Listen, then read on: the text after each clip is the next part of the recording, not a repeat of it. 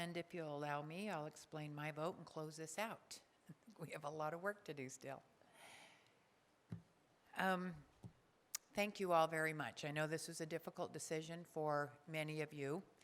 For those that are red on the board, one of their major priorities and issues is that they also want to make sure that they withhold the Constitution. And you've heard it all stated in 1980.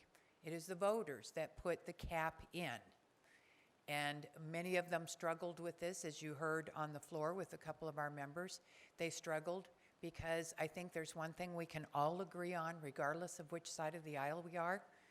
We love our kids, and our kids come first. We just need to figure out how to make that work for all the adults.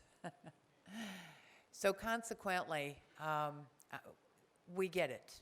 The voters did put a cap in for a reason. It's a check and balance system to make sure that property taxes and bonds do not get too far out of kilter, but making sure that we somehow be able to fund appropriately and adequately.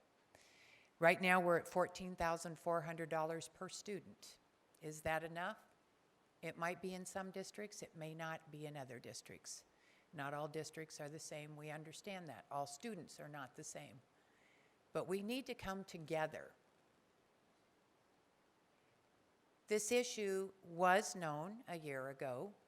This issue was known that the 301 monies would be included in the cap. The budgets were set acting like they weren't, and that's kind of why we're in the problem we are right now. Now, that aside, the AEL needs to be looked at.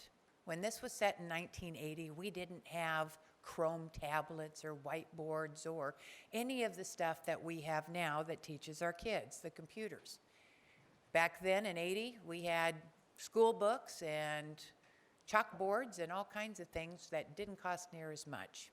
And we have put a lot of money with 123, 301, all the money we've put in. We have put in over $3 billion of additional funding over the last 6.5, 7 years since the governor came into office.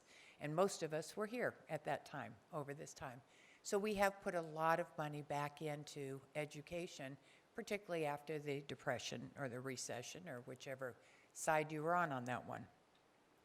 What I'm asking right now is, let's not do this year after year after year. Let's come up with a solution, a bipartisan solution. I know the Republicans have some great ideas about supporting the parents, supporting the kids, finding ways to better fund education. I know the Democrats have some great ideas about how can we better what goes on in school, what kind of resources do we need. But the only way we're going to fix this is if we work together. I, for one, would absolutely love to see the AEL fixed this session before we sine die. But it's going to take both of us. It's going to take give and take. It's going to be able to see both sides of the aisle to come to something that we can all agree on. And I pray to God we can do it for our kids' sake and for the parents' sake. With that, I vote aye.